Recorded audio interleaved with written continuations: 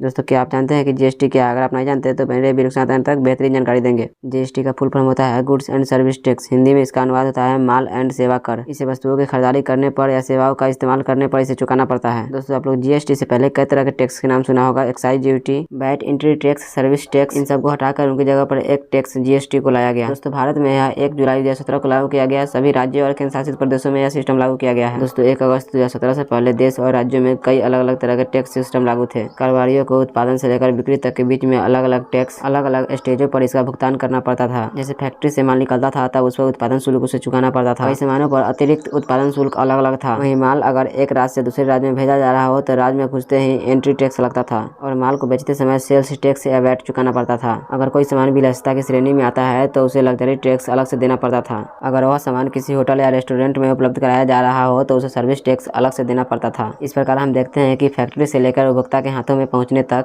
किसी सामान या सेवा को कई तरह के ड्यूटीज या टैक्स से गुजरना पड़ता था। जीएसटी को लागू कर कारोबारियों को टैक्सेस से इस मकड़जाल को बचाने की कोशिश की गई है और सभी पर एक ही तरह का टैक्स लागू कर दिया गया है। दोस्तों जीएसटी लाने के मूल कारण कोई और ही है। प्रोडक्शन और सेवाओं पर टैक्स लगाने का अधिकार केंद्र सरकार के पास था, जबकि वस्तुओं की बिक्री पर टैक्स लगाने का अधिकार राज्य सरकार को दिया गया था। सबने अपने अपने हिसाब से टैक्स लगाए और कैटेगरी तय की। इसी चक्कर में एक एक सामान पर कई कई टैक्स लग जाते थे। कभी कभी तो टैक्स के ऊपर टैक्स की हालत बन जाती थी। छोटे व्यापारियों और कंपनियों के लिए इनके नियम कानून से निपटना बड़ा मुश्किल काम था। इन विसंगतियों को दूर करने के लिए जीएसटी को एक ऐसे एकीकृत कानून के रूप में लाया गया जो माल एवं सेवा दोनों पर लग सके और जिसे प्रोडक्शन से लेकर सेल तक लगाया जा सके। देश में मौजूद पुराने कर प्रणाली की खामियां दुरुस्त करने के लिए जीएसटी को लाया गया था। दोस्तों जीएसटी सिस्टम में टैक्स की वसूली तब होती है जब कोई सामान या सेवा को बेचा जाता है। वस्तु एवं सेवा की अंतिम कीमत में उस पर निर्धारित जीएसटी टैक्स भी शामिल होता है। वस्तु या सेवा की सप्लाई देने वाला सप्लाई लेने वाला से वसूली करता है, बाद में इसे सरकार के खाते में जमा कर देता है। मतलब यह है कि जीएसटी की वसूली की जिम्मेदारी सामान या सर्विस देने वाले के ऊपर ही होता है। किसी वस्तु और सेवा के साथ जितनी बार खरीद बिक्री की प्रक्रिया होगी उतनी बार जीएसटी को चुकाना होता है। किसी वस्तु के उत्पादन से लेकर अंतिम उपभोक्ता के हाथ पहुंचने तक कई बार खरीदे बिक्री की प्रक्रिया होती है। अब चूंकि जीएसटी सिस्टम में हर खरीद बिक्री की प्रक्रिया पर टैक्स चुकाना पड़ता है, ऐसे में वस्तु अंतिम उपभोक्ता तक पहुंचने में वस्तु अधिक महंगी हो जानी चाहिए, लेकिन ऐसा नहीं होता है क्योंकि इसमें इनपुट क्रेडिट सिस्टम लागू होता है। इस सिस्टम में आखिरी स्टेज पर